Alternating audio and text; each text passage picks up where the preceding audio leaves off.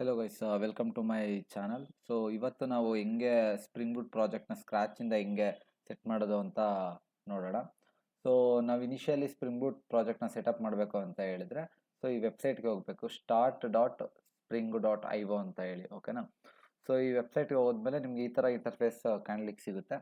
So ಇದರಲ್ಲಿ ನಾವು first build ಟೂಲ್ನ select ಮಾಡಬೇಕು. ಮೇವನ್ನು ಗ್ರೇಡಲ್ ಅಂತ ಇದೆ, ಓಕೆನಾ.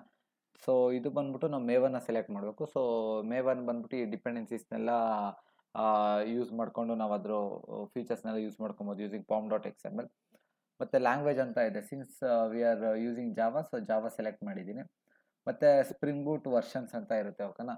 ಸ್ಪ್ರಿಂಗ್ ಬೂಟ್ ವರ್ಷನ್ಸಲ್ಲಿ ನೀವು ಇದು ಯಾವುದೋ ವರ್ಷನ್ಸ್ ಇರುತ್ತೆ. ಸೊ ಇದರಲ್ಲಿ ಒಂದು ಯಾವುದೋ ಸ್ಟೇಬಲ್ ವರ್ಷನ್ ತೊಗೊಬೋದು. ಸೊ ನಾನು 4.0.6 ತೊಗೋತಾ ಇದ್ದೀನಿ. ನೆಕ್ಸ್ಟ್ ಪ್ರಾಜೆಕ್ಟ್ ಮೆಟಾ ಡೇಟಾ ಅಂತ ಬರುತ್ತೆ. ಸೊ ಈ ಪ್ರಾಜೆಕ್ಟ್ ಮೆಟಾ ಡೇಟಾ ಅಲ್ಲಿ ಗ್ರೂಪ್ ಅಂತ ಇರುತ್ತೆ. ಗ್ರೂಪ್ ಅಂದರೆ ಏನಂದರೆ ಜಸ್ಟ್ ಕಂಪ್ನಿ ನೇಮ್ ಅಂತ, ಓಕೆನಾ. ಅಂದರೆ ಫಾರ್ ಎಕ್ಸಾಂಪಲ್ ಇವಾಗ com.google ಅಂತ ಇರುತ್ತೆ, ಓಕೆನಾ. ಇವಾಗ ಸೊ ಅವಾಗ ಈ ಗೂಗಲ್ ವರ್ಕ್ ಮಾಡ್ತಾ ಇದ್ರೆ, ಇಲ್ಲ ಗೂಗಲ್ ಏನೋ ನಿಮ್ಮ ಕಂಪ್ನಿ ಇದ್ರ domain name, so you can give this one as com.google group name. Artifact ಅಂತ ಹೇಳಿದ್ರೆ ನಿಮ್ಮ application, for example spring demo ಅಂತ ಕೊಡ್ತೀನಿ, ಓಕೆನಾ. ದೆನ್ ಏನಾಗುತ್ತೆ, ಪ್ಯಾಕೇಜ್ ನೇಮ್ ಅಂತ ಹೇಳಿದ್ರೆ SRC ಒಳಗಡೆ ನಿಮ್ಗೆ ಯಾವ ಥರ ಪ್ಯಾಕೇಜ್ ಸ್ಟ್ರಕ್ಚರ್ ಬೇಕು. ಸೊ ನಾವು ಗ್ರೂಪ್ ನೇಮು ಮತ್ತು ಆರ್ಟಿಫ್ಯಾಕ್ಟ್ನ ಸೇರಿಬಿಟ್ಟು ಇದು ಪ್ಯಾಕೇಜ್ ಆಗುತ್ತೆ. ಸೊ ನೀವು ನೋಡ್ಬೋದು, ಇಲ್ಲಿ ಚೇಂಜ್ ಬೇಕಾದ್ರೆ ಮಾಡ್ಕೊಬೋದು, ಇಲ್ಲಾಂದರೆ ಇದನ್ನಾದರೂ ಹಂಗೆ ಡಿಫಾಲ್ಟಾಗಿ ಇಟ್ಕೊಬೋದು. ನೆಕ್ಸ್ಟ್ ಪ್ಯಾಕೇಜಿಂಗ್ ಸ್ಟ್ರಕ್ಚರ್ ಬರುತ್ತೆ, ಎರಡು ಬರುತ್ತೆ. ಒಂದು ಜಾರ್ ಫೈಲಾಗಿ ಪ್ಯಾಕೇಜ್ ಮಾಡ್ಬೋದು, ಇನ್ನೊಂದು ವಾರ್ ಫೈಲಾಗಿ ಪ್ಯಾಕೇಜ್ ಮಾಡ್ಬೋದು. ಜಾರ್ ಅಂತ ಹೇಳಿದ್ರೆ ಜಾವಾ ಅಪ್ಲಿಕೇಶನ್ ಆರ್ಚೈವ್ ಅಂತ, ಇದು ವಾರ್ ಅಂದರೆ web application. So if you are developing a standalone application, then ನೀವು ಜಾರ್ನ ಸೆಲೆಕ್ಟ್ ಮಾಡ್ಕೊಬೇಕು. ಸೊ ಸ್ಟ್ಯಾಂಡಲೋನ್ ಅಪ್ಲಿಕೇಶನ್ ಅಂದರೆ ಗೊತ್ತಲ್ಲ, ಲೈಕ್ ಒಂದೇ ಒಂದು ಸಿಸ್ಟಮಲ್ಲಿ ರನ್ ಮಾಡ್ಬೋದು and only one user can use it at a time, ಅದು ಸ್ಟ್ಯಾಂಡಲೋನ್ ಅಪ್ಲಿಕೇಶನ್ ಹತ್ರ. ವೆಬ್ ಅಪ್ಲಿಕೇಶನ್ಸ್ನ ನೀವೇನಾದ್ರು ಡಿಪ್ಲಾಯ್ ಮಾಡಬೇಕು ಆ್ಯಸ್ ಎ ವೆಬ್ ಅಪ್ಲಿಕೇಶನ್ ಅಂತ ಹೇಳಿದ್ರೆ ವಾರ್ನ ಸೆಲೆಕ್ಟ್ ಮಾಡಬೇಕು. ಆ್ಯಂಡ್ ಅದರಲ್ಲಿ ಲೈಕ್ ವೆಬ್ ಅಪ್ಲಿಕೇಶನ್ ಅಂದರೆ ಒಂದು ರಿಕ್ವೆಸ್ಟ್ ಬರುತ್ತೆ, ಆ ರಿಕ್ವೆಸ್ಟಿಂದ ಬ್ರೌಸರಿಂದ ರಿಕ್ವೆಸ್ಟ್ ಕೊಡ್ತೀವಿ, ಅದು ರೆಸ್ಪಾನ್ಸ್ ಕೊಡುತ್ತೆ. ಸೊ ಅದು ವೆಬ್ ಅಪ್ಲಿಕೇಶನ್ ಅಂತ ಕರಿತೀವಿ.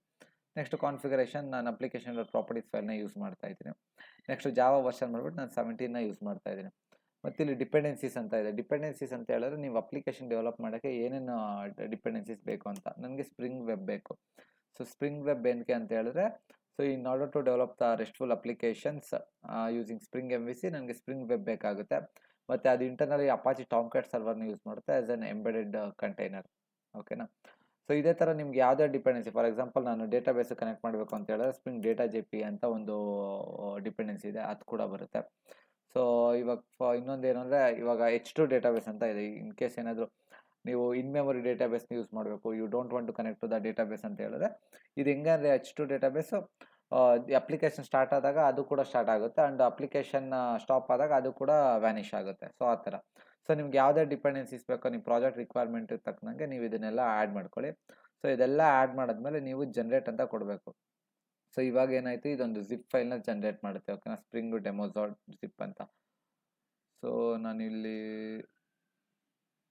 ಓಕೆನಾ ಈ ಜಿಪ್ ಫೈಲ್ನ ಜನ್ರೇಟ್ ಮಾಡುತ್ತೆ. ಸೊ ನಾನು ಇದನ್ನ ಎಕ್ಸ್ಟ್ರಾಕ್ಟ್ ಮಾಡ್ತಾ ಇದ್ದೀನಿ, ಓಕೆನಾ, ಎಕ್ಸ್ಟ್ರಾಕ್ಟ್ ಹಿಯರ್ ಅಂತ ಕೊಡ್ತಾ ಇದ್ದೀನಿ. ಸೊ ಇವಾಗ ಎಕ್ಸ್ಟ್ರಾಕ್ಟ್ ಆದಮೇಲೆ ಸೊ ನೀವೇನು ಮಾಡಬೇಕು ಅಂತ ಹೇಳಿದ್ರೆ, ಇಲ್ಲಿ ಹೋಗಬೇಕು, ಎಲ್ಲಿ ಫಾರ್ ಎಕ್ಸಾಂಪಲ್ ಯಾವುದಾದ್ರು ಒಂದು ಪರ್ಟಿಕ್ಯುಲರ್ IDಗೆ ಹೋಗಬೇಕು. ನಾನು ಯೂಶ್ವಲಿ ಇಂಟೆಲಿಜ ಯೂಸ್ ಮಾಡ್ತಾ ಇದ್ದೀನಿ. ಸೊ ಆ್ಯಕ್ಚುಲಿ ಇಂಟೆಲಿಜಲ್ಲಿ ಕೂಡ ನ್ಯೂ ಪ್ರಾಜೆಕ್ಟ್ ಅಂತ ಕ್ಲಿಕ್ ಮಾಡಿದ್ರೆ ಸೊ ನಿಮಗೆ ಲೈಕ್ ಸ್ಪ್ರಿಂಗ್ ಪ್ರಾಜೆಕ್ಟ್ನ ಕ್ರಿಯೇಟ್ ಮಾಡೋ ಆಪ್ಷನ್ ಇದೆ. ಬಟ್ ಇದು ಬಂದ್ಬಿಟ್ಟು ಅಲ್ಟಿಮೇಟ್, ನೀವು ತೊಗೊಂಡಿದ್ರೆ ಮಾತ್ರ, ಅಲ್ಟಿಮೇಟ್ ಎಡಿಷನ್ ತೊಗೊಂಡಿದ್ರೆ ಮಾತ್ರ ನೀವು ಇಂಟೆಲಿಜಲ್ಲಿ ಕ್ರಿಯೇಟ್ ಮಾಡ್ಬೋದು, ಇಲ್ಲಾಂದರೆ ಕ್ರಿಯೇಟ್ ಮಾಡೋಕ್ಕಾಗಲ್ಲ. ಸೊ ಅದೇ ಇದು ಸ್ವಲ್ಪ ಪೇ ಮಾಡಿಬಿಟ್ಟು ತೊಗೊಬೇಕು ಅಂತ ನಾನು ಆ ಥರ ಇದು ಮಾಡಿದೆ. ಸೊ ಇವಾಗ ಏನು ಮಾಡಬೇಕು, ಜಸ್ಟ್ ಓಪನ್ ಅಂತ ಕೊಡಬೇಕು. ಇದು ಫೈಲ್ ಸ್ಟ್ರಕ್ಚರ್ ಓಪನ್ ಆಗುತ್ತೆ. ಎಲ್ಲಿದೆ ನಿಮ್ಮ ಸ್ಪ್ರಿಂಗ್ ಡೆಮೋ ಅಪ್ಲಿಕೇಶನ್ನು, ಅದನ್ನು ಸೆಲೆಕ್ಟ್ ಮಾಡಿಬಿಟ್ಟು ಜಸ್ಟ್ ಸೆಲೆಕ್ಟ್ ಫೋಲ್ಡರ್ ಅಂತ ಕೊಟ್ಟರೆ ಸಾಕು. ಟ್ರಸ್ಟ್ ಅಂತ ಕೊಡುತ್ತೆ, trust this and your application will be loaded, ಓಕೆನಾ.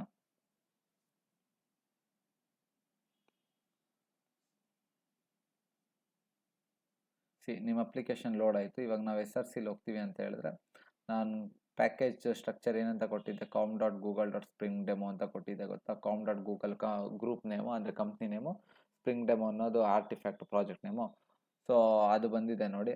ಅದಾದಮೇಲೆ ಸ್ಪ್ರಿಂಗ್ ಡೆಮೋ ಅಪ್ಲಿಕೇಶನ್, ಓಕೆನಾ. ಸೊ ಇದು ಬಂದ್ಬಿಟ್ಟು ದಿಸ್ ಈಸ್ ವೇರ್ ನಿಮ್ದು ಅಪ್ಲಿಕೇಶನ್ನ ಸ್ಟಾರ್ಟ್ ಆಗೋದು. ಇಲ್ಲಿಂದ ಇಲ್ಲಿ ಅಪ್ಲಿಕೇಶನ್ ರನ್ ಮಾಡ್ಬೇಕಂತ ಹೇಳಿದ್ರೆ ಇದು ಮೇನ್ ಮೆಥಡ್ ಇರುತ್ತೆ. This is the starting point of your application. Then ರಿಸೋರ್ಸಸಲ್ಲಿ ನಾನು ಅಪ್ಲಿಕೇಶನ್ ಪ್ರಾಪರ್ಟೀಸ್ ಫೈಲ್ ಸೆಲೆಕ್ಟ್ ಮಾಡಿದ್ದೆ. ಯಾವ್ದಾದ್ರು ಪ್ರಾಪರ್ಟೀಸ್ ಬೇಕು ಅಂತ ಹೇಳಿದ್ರೆ ಇಲ್ಲಿ ಯೂಸ್ ಮಾಡ್ಕೊಬೋದು. ದೆನ್ pom.xml ಇದೆ. pom.xml ಅಲ್ಲಿ ಏನಂದ್ರೆ ನಾವು ಡಿಪೆಂಡೆನ್ಸೀಸ್ ಆ್ಯಡ್ ಮಾಡಿದ್ವಿ. ಓಕೆನಾ, ಇದರಲ್ಲಿ ನಾನು 4.0.6 ವರ್ಷನ್ ತೊಗೊಂಡಿದ್ದೆ, ಸೊ ಅದೇ ಬಂದಿದೆ. ಅದಾದಮೇಲೆ ಡಿಪೆಂಡೆನ್ಸೀಸ್ ನಾವು ಆ್ಯಡ್ ಮಾಡಿದ್ವಿ, ನೆನಪಿದೆಯಾ?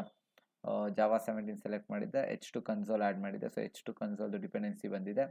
And at the same time data JP add ಮಾಡಿದ್ದೆ, ಅದು ಕೂಡ ಬಂದಿದೆ. ಮತ್ತು ಸ್ಪ್ರಿಂಗ್ ವೆಬ್ MVC, ಸೊ ಅದು ಕೂಡ ಬಂದಿದೆ. ಓಕೆನಾ, ಇದು ಡೇಟಾ JP ಟೆಸ್ಟು ಮತ್ತು MVC ಟೆಸ್ಟು ಬೈ ಡಿಫಾಲ್ಟಾಗಿ ಬರುತ್ತೆ if you want to write unit test. So ಇದೆಲ್ಲ ಲೈಕ್ ಏನೇನಿದೆ ಅದ್ರ ಜೊತೆ ಮೇವನ್ ಪ್ಲಗಿನ್ ಕೂಡ ಬಂದಿರುತ್ತೆ.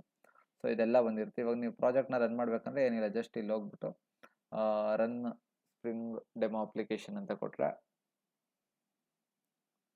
ನಿಮ್ಮ ಅಪ್ಲಿಕೇಶನ್ ಸ್ಟಾರ್ಟ್ ಆಗುತ್ತೆ. ಸೊ ಈ ಥರ ನೀವು ಸ್ಪ್ರಿಂಗ್ ಪ್ರಾಜೆಕ್ಟ್ನ ಸೆಟಪ್ ಮಾಡಿಬಿಟ್ಟು ರನ್ ಮಾಡ್ಬೋದು.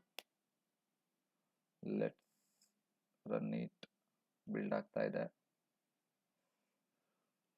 ಇವಾಗ ಎಂಬೆಡೆಡ್ ಟಾಪ್ ಕ್ಯಾಟ್ ಸರ್ವರ್ ಎಲ್ಲ ಅದು ಡಿಪ್ಲೈ ಕೂಡ ಆಗುತ್ತೆ.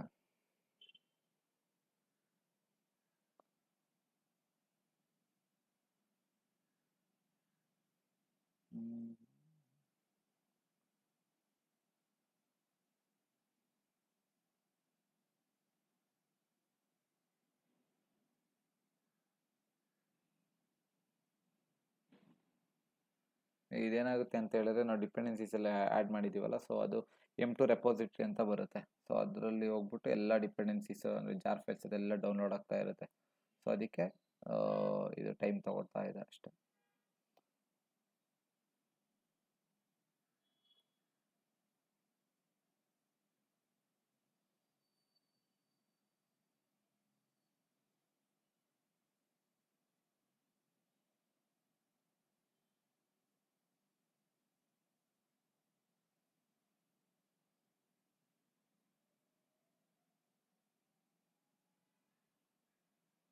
ನೋಡಿ ಯಾವ್ಯಾವ ಟ್ಯಾಕ್ಸ್ ಎಲ್ಲ ರನ್ ಆಗ್ತಾ ಇದೆ ಇದೆಲ್ಲ ನೋಡ್ಬೋದು ನೀವು ಯಾವ ಥರ ರನ್ ಆಗ್ತಾ ಇದೆ ಅಂತ. ಸೊ ಮಾಡಲ್ ಸ್ಪ್ರಿಂಗು STK 24 ಸಪೋರ್ಟ್ ವರ್ಷನ್ 5.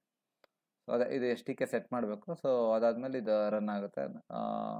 ಅಷ್ಟೇ, ಇದೇ ಥರನೇ ನೀವು ಸ್ಪ್ರಿಂಗ್ ಬೂಟ್ ಪ್ರಾಜೆಕ್ಟ್ನ ಸೆಟಪ್ ಮಾಡಿಬಿಟ್ಟು ಆಮೇಲೆ ಆರಾಮಾಗಿ ರನ್ ಮಾಡ್ಬೋದು. ಇಷ್ಟೇ ಗೈಸ್.